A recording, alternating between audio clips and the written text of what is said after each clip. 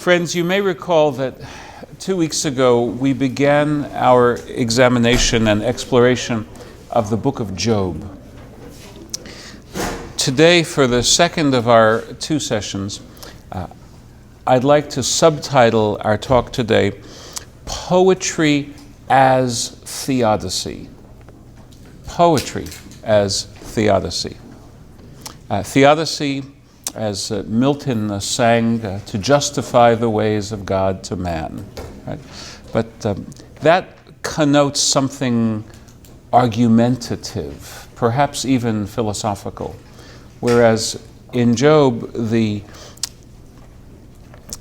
channel is poetic, and the channel is dramatic, because it's a dialogue among disputants. That is a key that we should wield for understanding the work. We Westerners, more specifically, we modern or postmodern Westerners, can be so parochial. We think that our particular ways of reading, limited, maybe even unique to our culture, have to be the ways in which any text is rightly to be understood. And that fails us when we confront a great work of thought and a great work of art, but composed in a very different societal setting. We have an understandable desire for a book to espouse a definite argument. Sometimes we understand a work better when we recognize that it presents several viewpoints, perhaps leaning towards one or perhaps the other, but maybe not discrediting wholly the views that it doesn't most closely embrace. That's a common experience when we go to the theater. When we read drama, we can hear two characters in conflict with each other, and each one seems to be expressing a partially valid point of view. Job, relying as it does on dialogue, may be seen through this interpretive lens as well. Moreover, we know that throughout the Bible, there are several different attempts, not completely coherent one with the other, to grapple with the enigma of evil. And it is an enigma. If it were so easy to explain, we wouldn't be here right now. One common biblical theme, I'm not derogating at all by saying that it's common, is that God is righteous and that people receive their just deserts. So don't be surprised if bad things happen, because if everyone received his just deserts, who should escape whipping? Prince Hamlet reminds us of that. Right? Suffering is seen as the wages of sin. This is seen in the large section of the Bible attributed to the Deuteronomic school. For example, the schema describing the history of the Israelites during the period of the Judges.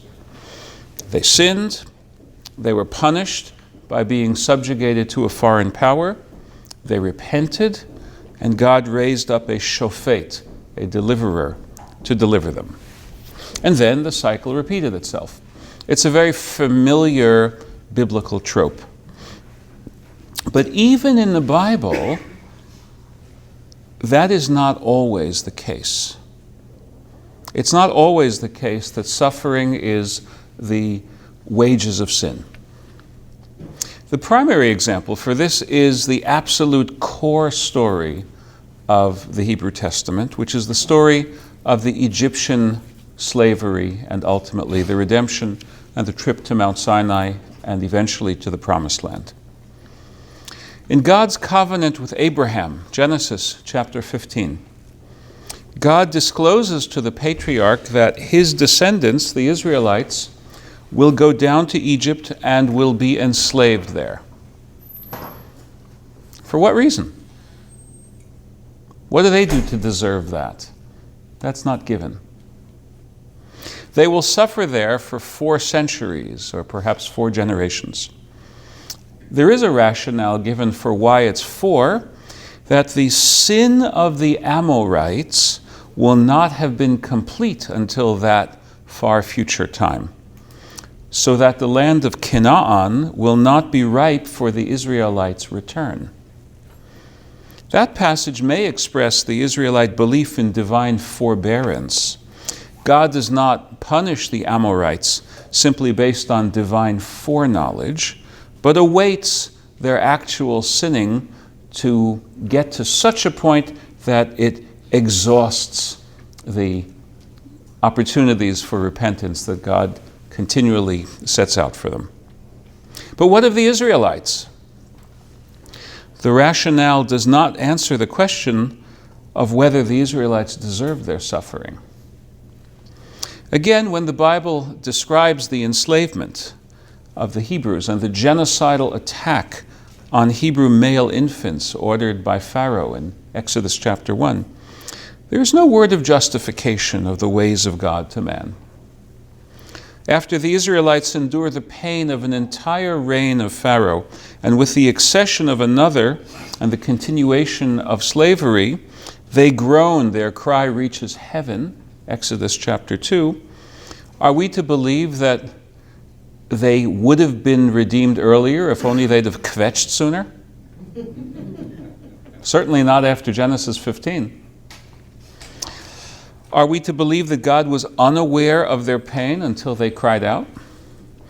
It is often the case that in the Bible, evil is a given, a starting point in the world of men and women. It will not do, therefore, for us to treat the entire Bible as consistent with the theology expressed by Job's three friends, which is that, Job, you're getting what you deserve.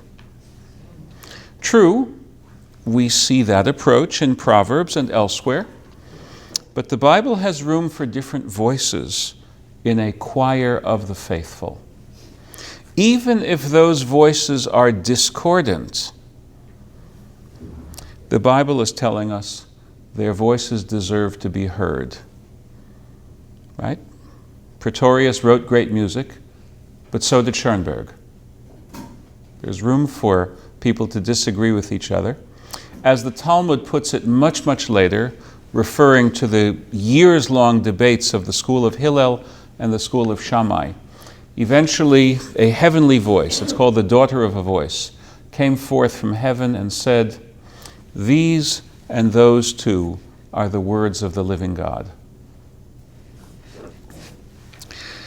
Having wrestled with the book of Job for some time, I've come to the conclusion that the author intended for us to hear out both the traditional and iconoclastic views of suffering, both the Deuteronomistic view and a questioning of it. In addition to Job's three friends, there's a fourth defender of the established understanding, Elihu. Elihu's speeches expand on the traditional arguments of the three friends. He says suffering may be instructive, or it may be a test of the righteous, and so on. Job never rebuts those speeches, but it doesn't mean that those speeches are the last word either. My teacher of Bible, Professor Robert Gordis of blessed memory, very great Bible scholar, believed that the author of Job inserted the Elihu material late in the compositional process of Job because he wanted to give those arguments a hearing. It is true that the author rejects the simple argument that Job had it coming to him, because in the prologue, Job is explicitly identified as righteous, and in God's response, there is no accusation of Job having sinned. Moreover, in the epilogue, God recompenses Job, an oblique acknowledgement that God had subjected Job to undeserved suffering, such that Job now deserves recompense. But the author does not give us one comprehensive view of suffering. If this is somewhat disappointing to the modern and Western reader, perhaps we should reflect upon the fact that books function initially within their cultures of origin. Even if they are classics and still speak to us today, they first had to be intelligible to their own era. Our work of translation, therefore, needs to go beyond words to encompass the habits of thought that shaped the work of authors in different societies and bygone ages. In his excellent scholarly work, The Book of God and Man, A Study of Job, my teacher Gordis puts this succinctly and well. I quote from him. The canons of logic and aesthetics congenial to a modern Western writer cannot be mechanically applied to a literary composition of the ancient East. In the West, material is organized on the basis of presumed logical coherence. In the Semitic world, the structure tends to be based on the association of ideas, often on the similarity of an opening phrase in two passages. Such diverse works as the prophetic oracles in the Bible, the rabbinic Mishnah, the Talmud, and the Muslim Quran offer countless illustrations of the truth of this observation. So too with regard to the expression of emotion. The relative restraint and gradual shifting of mood, characteristic of Western writers, to which we are accustomed, are poles away from the violence and lightning changes in feeling poured out by the Hebrew poet. For him, faith and rebellion, love and hate, hope and despair, bitterness and serenity, misery and joy alternate rapidly and disconcertingly. The Psalms and Job are replete with illustrations of this truth. To force the biblical writer into the Procrustean bed of Western logic and aesthetics is to maim him beyond recognition. If there is one answer that most nearly expresses the author's mature reflections, we would expect to find it in God's response to Job from the whirlwind. But the answer that we read there is not a direct response in the terms of Job's challenge. So we are required to work at understanding how it is an answer. That is our task for the balance of this hour. Seeing how it relates to some of the earlier passages in the book. I am much guided in this by the observations of the great translator and literary critic Robert Alter on the poetry of chapters 3 and 38 of Job. We'll look at three passages in particular fairly closely, and I hope you have a Bible handy because you're invited to read along with me. We're going to look at chapter 3 and chapter 28, and then God's speeches beginning in chapter 38.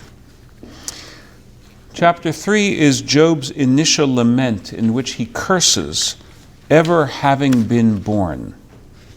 Chapter 28 is a hymn to wisdom, offering the thoughts that we mortals have a lower sort of wisdom, consisting of religion and morality, but the higher wisdom is known only to God.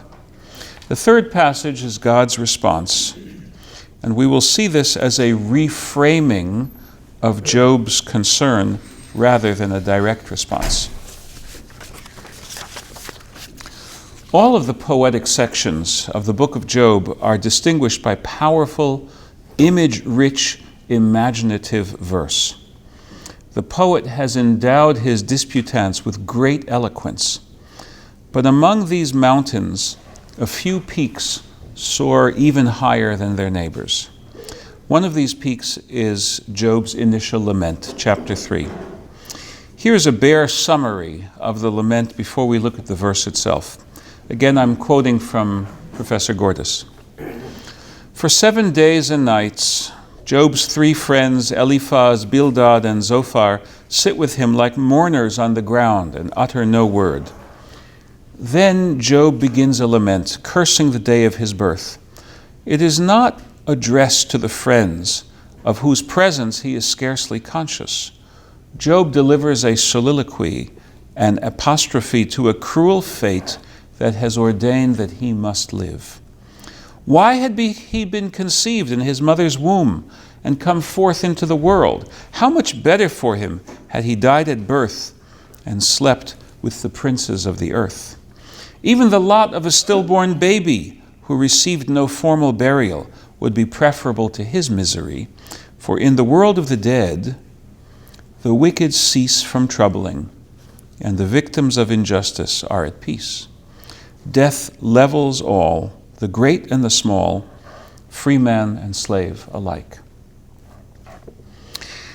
Let us follow Alter in looking at the poetics of chapter 3. And I'm quoting here from a lecture that Robert Alter gave in 2009. But to explain this, I'm going to read a little bit of the verse.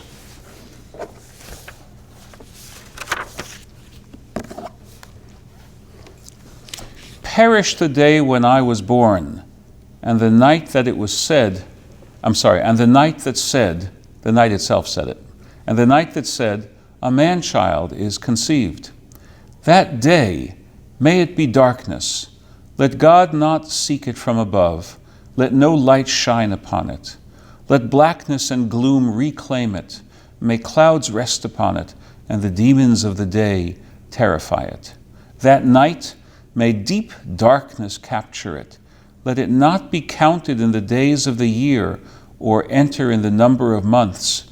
May that night be lonely as a crag, and no joyful sounds penetrate it. Let them curse it who rouse the sea, those skilled in stirring up Leviathan. Let the stars of its dawn be dark. May it hope for light, but have none, nor see the eyelids of the dawn. Because it did not shut the doors of my mother's womb, and thus hide misery from my eyes. Job is saying that everything would have been so much better if the day on which he was conceived or the day on which he was born simply hadn't existed. What a neat solution to his problem of pain. He's trying to wish it away. Notice some of the poetry here. Light becoming darkness, becoming gloom, and the darkness becoming equated with an effacing of something having existed. To quote Alter, there is day to night, a common pairing in biblical poetry.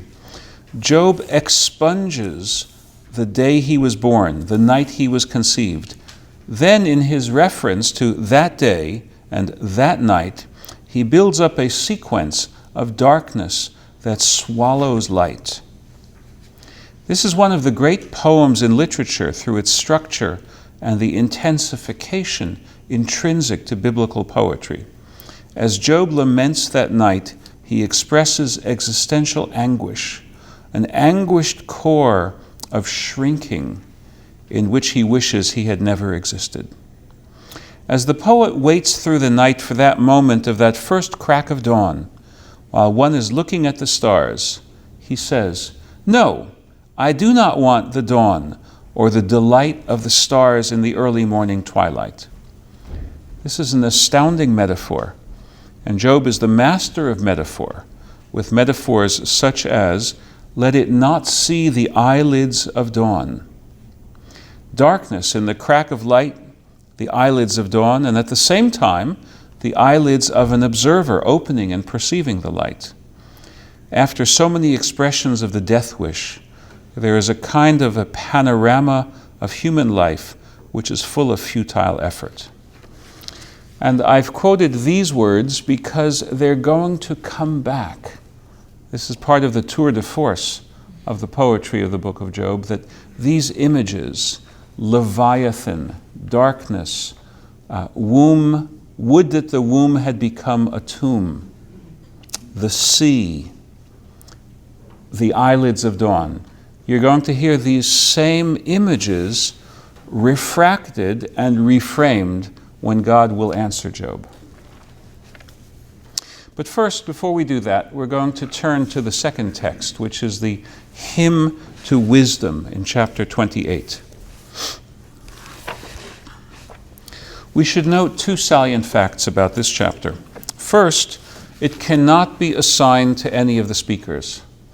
It's neither Job's speech nor the speech of any of his three friends. And Elihu hasn't shown up yet. And God certainly hasn't shown up yet. It's an independent composition, expressing in lyrical form the author's ultimate position on the enigma of evil. Second, because it is the author's own view, it anticipates the author of Job's statement of God's reply in chapters 38 and following. Gordis regards this chapter as an earlier work written by the author of Job, not within the basic architecture of the book, but fortuitously added to our Job in the early history of its transmission. The hymn considers the technological skill used by humans to mine precious substances from the earth: gold, silver, iron, precious stones. Let us remember that the word chokhmah, by the way, I want to compliment you for trying so hard to get the guttural Hebrew chet out. You're A for effort on that. Let's remember that the word chokhmah can refer also to skilled craftsmanship. In the book of Exodus, when Bezalel, the great craftsman, is appointed to fabricate the tabernacle, that word chokhmah is applied to him as well. Skilled craftsmanship of this nature, albeit chokhmah, remains a lower order of wisdom, a practical wisdom. The higher order of wisdom is the province of the divine. It is beyond price. That's how God intends it to be.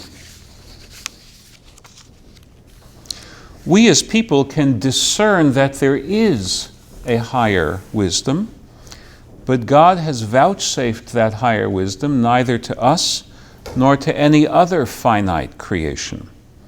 In its place, God has given us the wisdom to live in conformity with morality and religion.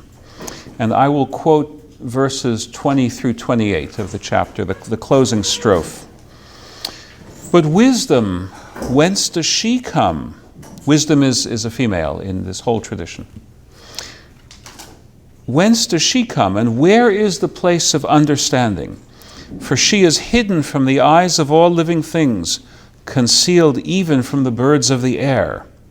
Abaddon. Abaddon is a poetic Hebrew phrase for the land of the dead. Abaddon and death say, we have heard only her echo. But God understood her way, and he knew her place. When God gave the wind its due weight and meted out the waters by measure, when God made a law for the rain and a way for the thunderbolt, then God saw wisdom and described her, established her, and searched her out. But to humans, God said, to be in awe of the Lord, that is wisdom, and to avoid evil, that is understanding. From a literary perspective, we may note with appreciation the contrast of skill at mining and the unachievable higher wisdom. Any area of practical craftsmanship would have sufficed for the contrast. Textile work, gem carving, architecture, and the like are all described as chokhmah in various places in the Bible. But the turn to mining operations makes all the more powerful the statement that wisdom is worth more than all the gold, silver, and precious stones that we expend so much ingenuity to obtain. Finally, we turn to God's two speeches to Job. Again, I will cite Gordis to paraphrase their argument, the argument of those two speeches. The basic theme that the universe is a mystery to man is explicitly set forth in the God speeches. There are, in addition, two other significant ideas implicit in the Lord's words.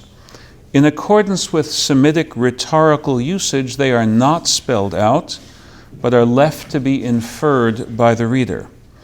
The first is that the universe was not created exclusively for man's use, and therefore neither it nor its creator can be judged solely by man's standards and goals. The second is even more significant. The natural world, though it is beyond man's ken, reveals to him its beauty and order. It is therefore reasonable for man to believe that the universe also exists a moral order with pattern and meaning, though it be beyond man's power fully to comprehend. Who then is Job to reprove God and dispute with him? Turning now to the poetry itself. Why does God speak out of the whirlwind? Job's been waiting for dozens of chapters for God to answer. And when God does answer, the Bible tells us, the author of Job tells us, it's out of the whirlwind. What's the point of this? Here's my thought. Here, as opposed to most references to the deity in the book of Job, we have the proper name of the one God as it was known in Israel by the four consonant letters Yud, He, Vav, and He, misvocalized during the Renaissance as Jehovah. It certainly is not Jehovah, but what it is, I'm not going to tell you, because I'm not allowed to. This is significant, that we have God's proper name as understood in Israelite tradition instead of the international generic, right? Now it's not acetaminophen, now it's Tylenol. That's a change. This puts us immediately back into the mainstream of biblical description of God's encounters with humans, the most important of which is the theophany at Mount Sinai. There too, God was revealed amidst great meteorological violence. This speech, in essence, is a mini Mount Sinai revelation. But instead of a code of laws, which Job doesn't need, he's already a righteous man. What God gives Job is a reason to stand in awe. What Job needs is not a code of conduct, which he has already fully followed. He needs to regain the appreciation for the wonders of the world, lost in his preoccupation with his admittedly undeserved misery. I say undeserved not because I'm a modern reader, not because of any personal preference for process theology, but because the silence of the Bible regarding any explicit refutation of Job's charges gives consent. In the speeches from the whirlwind, God nowhere declares that Job's sufferings were deserved. What God does rather is invite Job to reframe the meaning of his suffering. This accounts for the focus on the wonders of the universe. Today, we would speak of the billions of light years, of the diameter of simply the observable universe, the redshift of the light of the most distant stars bespeaking unimaginably swift velocities, the power of gravitational waves formed by the merging of two neutron stars, waves that have traveled for billions of years at the speed of light to be detected by us. The voids and the filaments of the galactic structure of the cosmos, structure significant on a truly cosmic scale, against which any one planet, let alone any one human on a planet, is utterly insignificant. The author of the book of Job expresses that thought in the vocabulary of the world picture of his own time. The foundations of the earth and its cornerstone, the choir of morning stars, the patterns of the constellations, the storehouses of moisture above the vault of the sky, the force that once kept and still keeps the sea from effacing the dry land, the remoteness of the seabed, the still greater remoteness of the realm of death. All of these are totally beyond Job's experience and comprehension. Let us follow Alter in looking at this chapter poetically and comparing it with Job's lament in chapter 3. We already heard Job chapter 3, verse 9. Job does not want to see morning stars and sing with joy. But what God says is the morning stars singing with joy. Again, let's hear that. Chapter 38.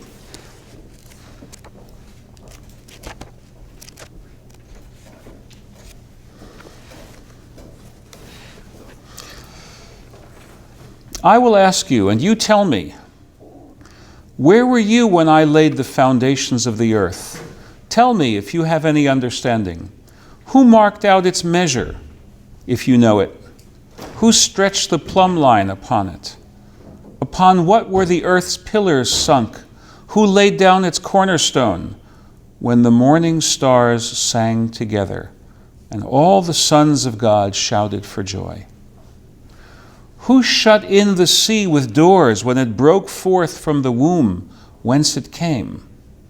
When I made the clouds its garment and dark clouds its swaddling clothes, prescribing my limit for the sea and setting its bolts and doors, saying, thus far shall you come and no farther, and here shall your proud waves be stayed.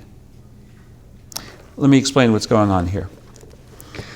There was an old Canaanite myth, older than the Hebrew Bible, but referenced in verses in the Psalms, clearly still resonating in Hebrew memory, that the sea, being formless, that's what liquids are, is inherently dangerous.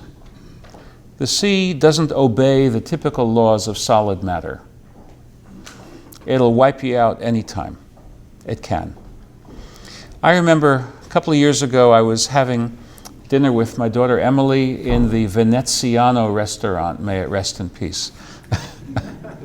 And there was a nice oil painting of the canals of Venice with a gondola. You might even remember that painting. You might have had your own lasagna right there. And Emily asked me, what is this painting of? And I said, oh, this is of Norfolk in 25 years. Global warming. Now, back in the day, they didn't know about global warming, but perhaps they had age-old memories of a universal deluge. They knew that water has the power to wipe out life and civilization. And going back to the notion of Genesis, of God as creator, God putting due limits upon this force of nature and that force of nature, so that instead of being unleashed to its full destructive potential, they'll be held in exquisite balance so as to nurture life. That's why it says in Genesis chapter 1, Yikavu hamayim mitachat larakia v'tera'eh hayabasha. Let the waters under the vault of the sky be gathered into an ocean so that the dry land will appear. It's almost a kind of an act of grace that there is dry land upon which we can live.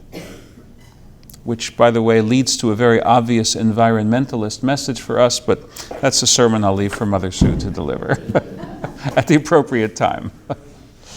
So the imagery is taken up by Job in his lament and restated by God. You see, God is so powerful, he's not afraid of Canaanite myths. They could misapply that mythology to Baal or to Marduk and Tiamat. God's not worried. God can handle whatever mistaken notions people have. So in the author of Job, God references the same myth that Job had referenced, that Job wanted the primordial waters to destroy life so that he wouldn't have been born. God says, nope, the amniotic fluids, which are a way of describing the primordial ocean, I set the boundaries to them so as to nurture life. Were you there when I did that? Did you understand what I was trying to accomplish? Yeah. That you're going to criticize me now? So it's not just that God is challenging Job's standing. We thought of that legalistic thought some lectures ago.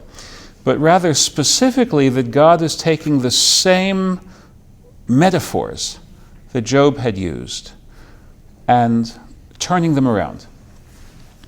We see this again when we get to Job's eyelids of dawn. I hope you're thinking a little bit of the unblinking eye of Moby Dick here, because it's very much to the point. I mean, that is a Leviathan in modern literature. So Job said, would that I had not experienced the crack of dawn. And he uses this wonderful image, the eyelids of dawn. So the eyelids of dawn show up again in God's response.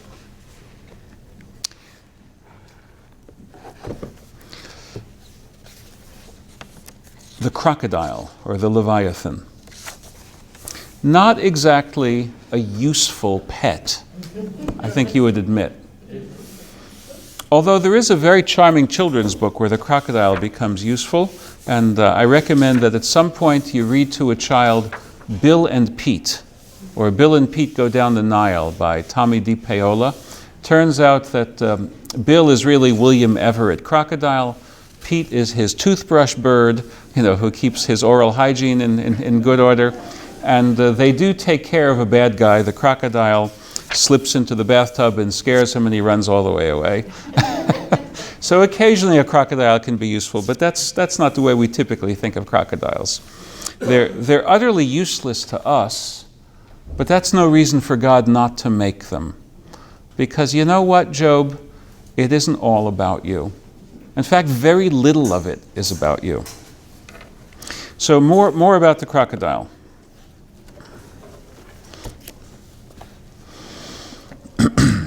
I will not keep silent concerning his limbs, chapter 41, or his mighty strength, or the grace of his form. Who can strip off his outer garment? Who can penetrate his double coat of mail? Who can force open the doors of his face? Round his teeth is terror. His back is made of layers of shields, shut up tight as with a seal. Each scale is so close to the other that no air can enter between them. They are joined one to the other. They are interlocked and cannot be sundered. His sneezings flash forth light. His eyes are like the eyelids of dawn. Here it goes again. The same eyelids of dawn that Job had prayed never to have opened, God assigns not to a sweet, happy choir here, nothing cherubic about this, but specifically to the eyes of the crocodile. There is exquisite beauty in the heart of terror. That's part of what God is telling Job.